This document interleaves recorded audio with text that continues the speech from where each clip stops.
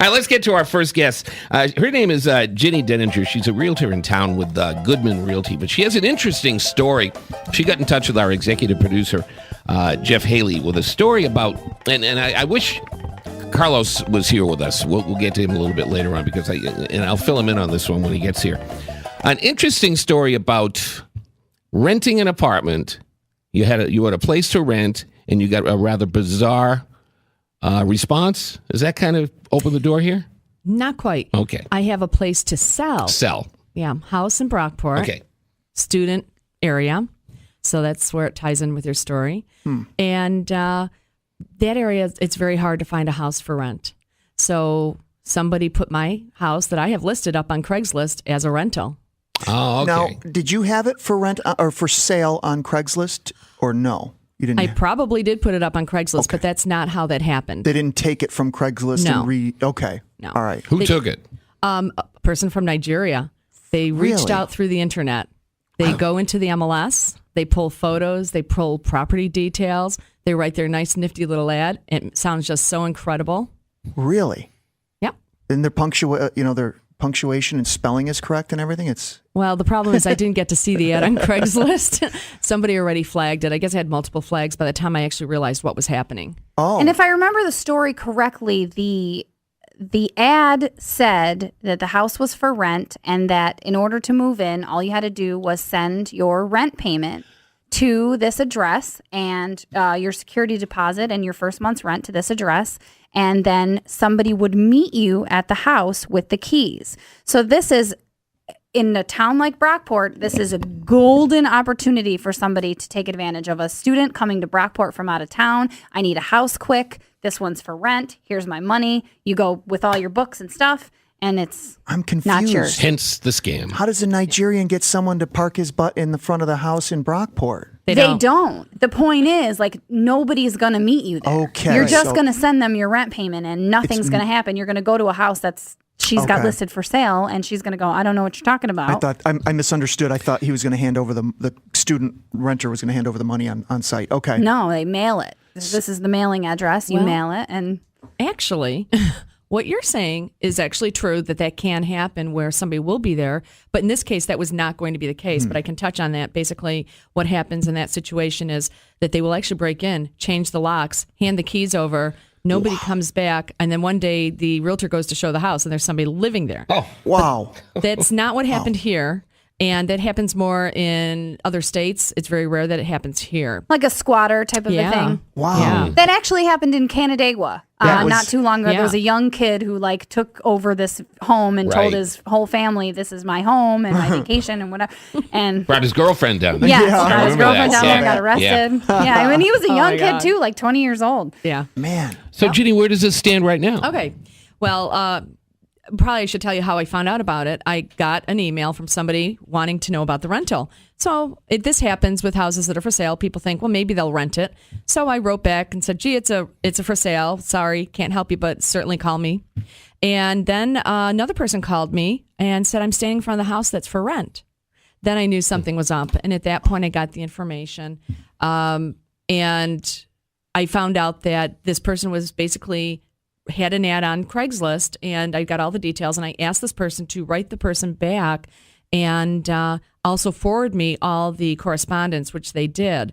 And I traced it down to somebody in Nigeria. So I then quickly, of course, got on Craigslist and wrote up a little ad with the house that I have listed with a photo and information about the scam and telling people this is a scam. That's when the floodgates opened, and I've gotten over 30 calls or emails from people who have been affected. One woman, Wow. I was just going to send the check today. Oh my. You saved her from sending a check. Holy cow. And That's sad. how big are these checks? They wanted $800 for rent, and that's something else I want to touch upon, because what they do is they will actually price the property for rent below market value. So people think, oh my God, this is such a good deal. I have to do this Yep. before somebody else does. Right. It Yep. creates a frenzy. Yep. So And- they're immediately sending money Yeah, blindly. immediately, blindly. Okay, well, And- that's our scam, Steve. You and I are on this one Monday. Help yourself. Help yourself. Help yourself. But you're right, because I mean, no one knows that the property has Right. been quote rented or not. So you figure, well, I'm going to jump first, and you get 50 people jumping first. Yeah. Is a $40,000 windfall. Yeah, and this guy from Nigeria, it's not just this property. He's doing other properties. And I did track down a couple properties. Some of them are not even listed. They are not for sale, never have been. They pull it out of the tax record. Wow. Really? Yeah. That's insane to me. It is. Wow.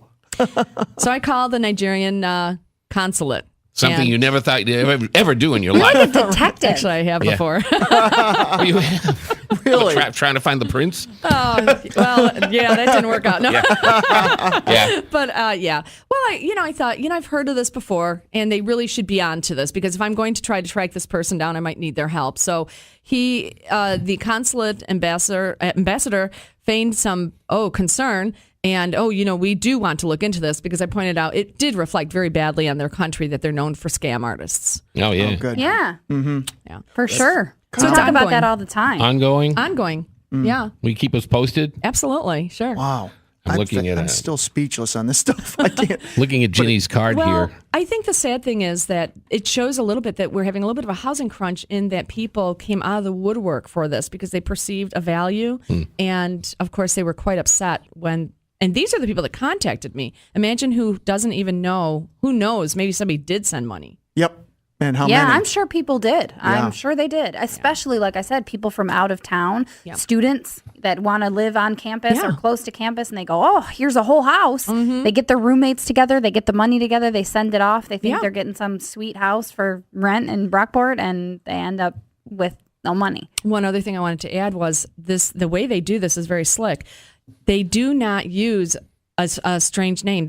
How I know they pulled some of the information out of the tax record is they actually had the owner's name, and they actually created an email address with the owner's name. That's so Oh, nuts boy. to me. It's Wow. intricate.